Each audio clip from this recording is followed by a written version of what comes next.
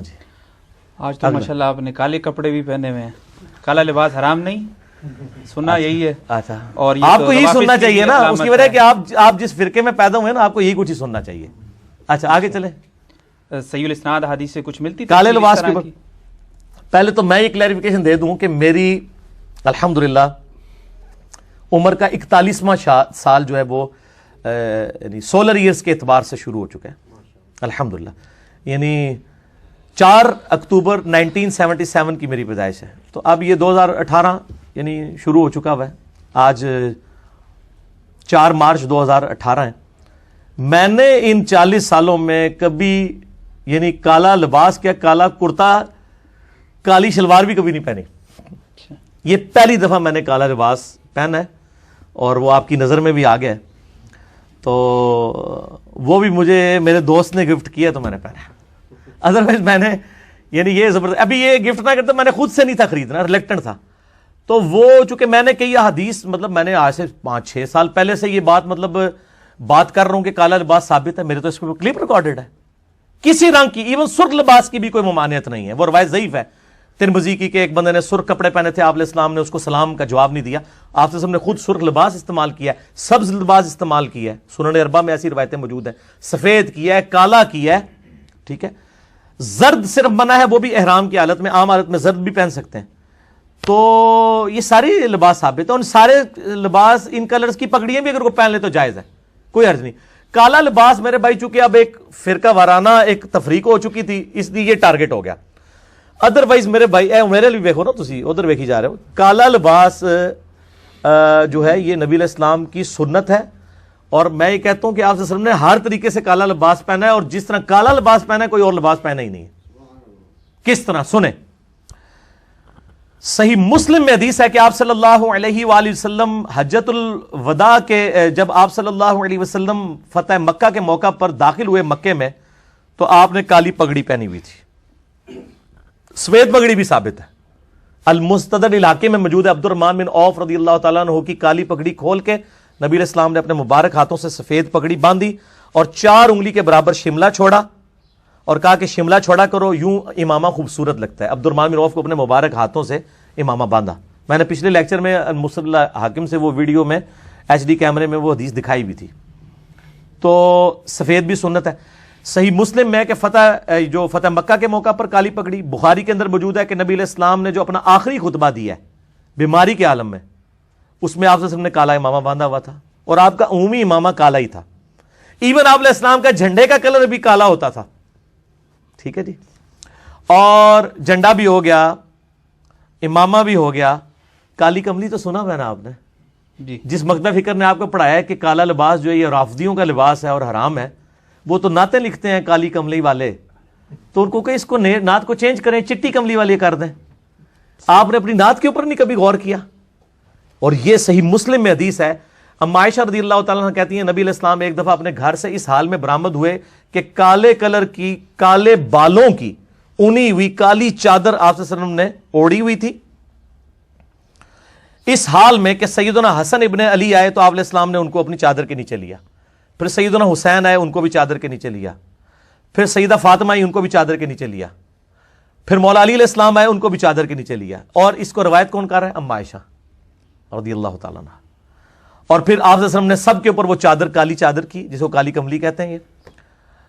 اور پھر آپ نے وہ سورۃ الاحزاب کی آیت پڑھی, آیت نمبر 33, انما یرید اللہ لیذھب عنکم الرجس اہل البیت ویطہرکم تطہیرا. اے نبی کے گھر والو, اللہ تو چاہتا ہے تم سے ہر طرح کی ناپاکی دور کر کے تمہیں خوب صاف ستھرا کر دے. اور یہ آپ صلی اللہ علیہ وآلہ وسلم کی یہ چادر والی حدیث بڑی مشہور ہے, وہ بھی کالی تھی میرے بھائی.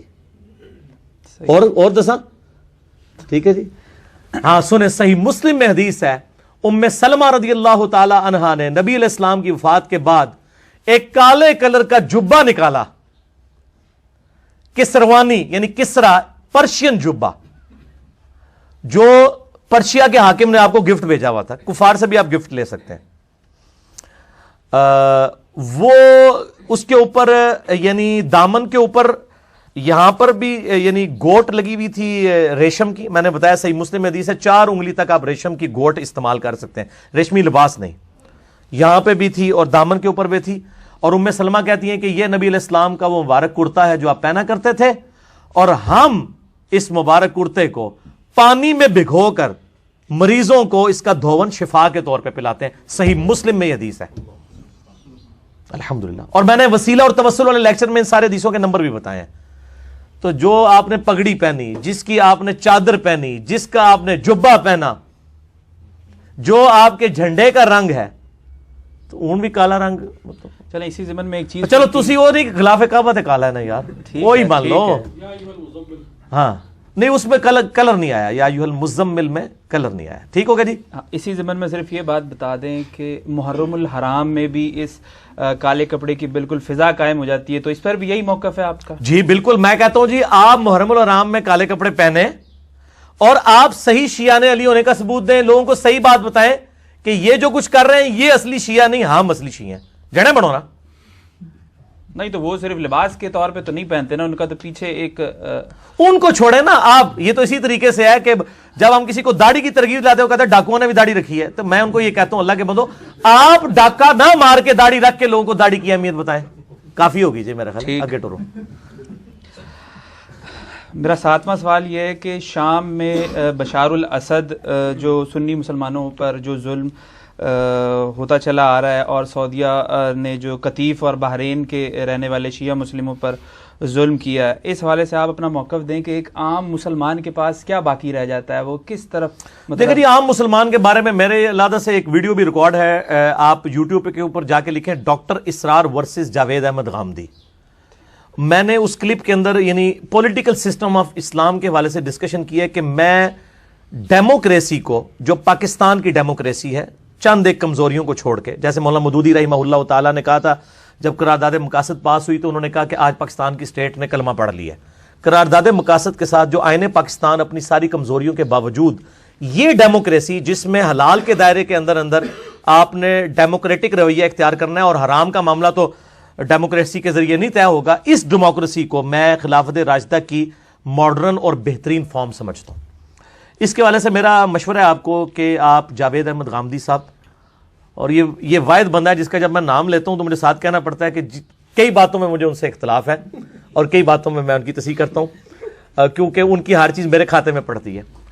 تو میں ان کا ایک پروگرام ہے سلیم صافی کے ساتھ یوٹیوب کے اوپر، آپ جا کے دیکھیں، خلافت اور ڈیموکریسی کے اوپر 40 منٹ کا ہے. جتنے وظائف ہیں وہ انہوں نے کلیئر کیے ہیں، اور یہ علم و حکمت کے نام سے بھی 4 پروگرام دنیا ٹی وی کے اوپر بھی ان کے ریسنٹلی بھی ریکارڈ ہوئے ہیں ڈیموکریسی کے اوپر. میں آج اس طرف نہیں جاؤں گا، آپ میرا کلپ وہ 12 منٹ کا دیکھ لیں، ڈاکٹر اسرار ورسز جاوید احمد غامدی. میں درمیان کا ایک راستہ رکھتا ہوں، اور اس میں بھی میں نے ایک جملہ بولا تھا کہ یہ جو کچھ ایران اور سعودیہ کر رہے ہیں اس وقت، اور پوری امت کو اس وقت انہوں نے پریکٹیکلی 2 دھڑوں میں ڈیوائیڈ کر دیا ہے. یہ بہت خطرناک کھیل ہے، کیونکہ جب کافر نے آپ کو مارنا ہے تو اس نے یہ نہیں کہنا یہ شیعہ مسلم ہے اور یہ سنی مسلم ہے، اس نے تو کہنا نبی علیہ السلام کا نام لیوا ہے، اس کو نہیں چھوڑنا ہم نے. تو میں تو بالکل اس کے خلاف ہوں. چاہے شام کے اندر سنیوں پہ ظلم ہو رہا ہے، چاہے سعودیہ کے اندر شیعہ کے اوپر ظلم ہو رہا ہے، بحرین کے اندر یا یمن والا جو معاملہ چل رہا ہے، میرا سب کے بارے میں موقف ہے کہ مسلمان کا مسلمان کے ساتھ لڑنے کو اوائڈ کرنا چاہیے.